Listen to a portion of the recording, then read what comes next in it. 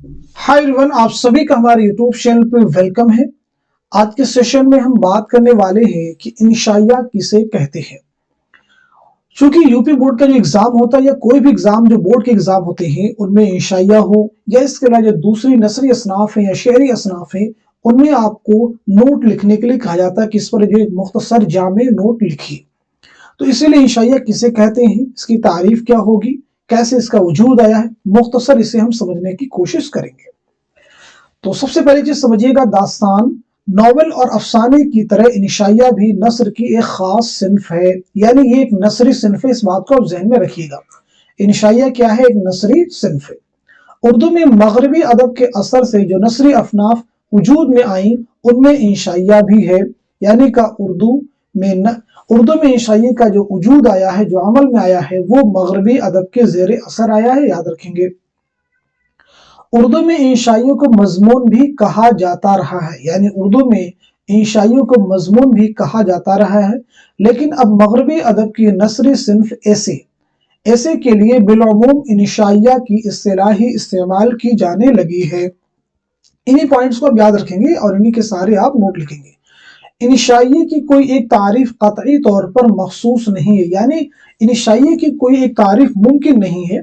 उसे इंशा प्रदास की जहनी तरंग भी कहा गया। ये लाइन बहुत ही इंपॉर्टेंट है। आपसे एग्जाम में अलग से भी क्वेश्चन पूछा जा सकता है, किस नसरी सिन्फ को जहनी तरंग कहा गया है? तो आपका जवाब हो जाएगा इंशाइया। और फिक्र अंगेज ख्याल आराई भी। इंशाइया मुसन्निफ का महज जाती तासुर भी हो सकता है और उसकी इंशा पर्दाजी के कमाल का इजहार भी।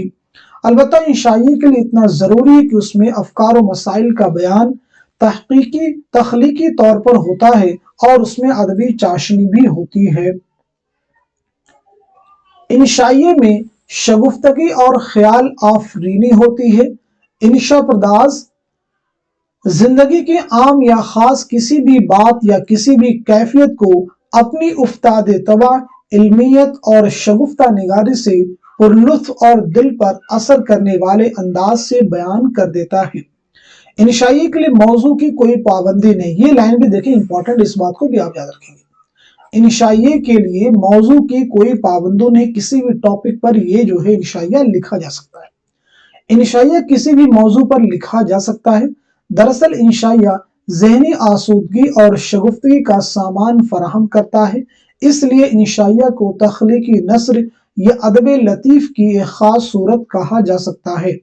मज़ाह इंशाइया का जौहर होता है और उसकी दिलकशी मुसन्निफ की आज़ाद ख्याली और बात से बात पैदा करने की सलाहियत में पोशीदा होती है, यानी छुपी होती है। उर्दू में इंशाइये की इब्तिदा बहुत इंपॉर्टेंट लाइन है, मोहम्मद हुसैन आज़ाद और अल्ताफ हुसैन हाली के हाथों हुई। याद रखेंगे, उर्दू में इंशाइये की इब्तिदा किनके हाथों हुई? तो यहाँ पे देखें, बताया गया है मोहम्मद हुसैन आज़ाद और अल्ताफ हुसैन हाली। बाद में मिर्जा फरहतुल्लाह बेग, ख्वाजा हसन निज़ामी, नियाज़ फतेहपुरी, पतरस बुखारी, रशीद अहमद सिद्दीकी और कन्हैया लाल कपूर ने इंशाइये की रिवायत को मजबूत किया और उसे मजीद तरक्की दी। एग्जाम में यहाँ से क्वेश्चन और भी आपसे पूछा जा सकता है कि चंद अहम इंशाइया निगारों के नाम बताइए। तो 2-3 नाम आप जरूर जहन में रखिएगा। इनमें से 2-3 नाम फरहतुल्लाह बेग, ख्वाजा हसन निज़ामी, पतरस बुखारी, रशीद अहमद सिद्दीकी। अगर आपसे कहा जाए इस तरह का क्वेश्चन तो उनका जवाब भी आप दे सके। उम्मीद है कि इंशाइया किसे कहते हैं ये चीजें आपको क्लियर हो गई होंगी। तो आज के सेशन को यहीं तक रखते हैं, मिलते हैं अगली क्लास में। तब तक के लिए खुदा हाफिज, अपना ख्याल रखिएगा।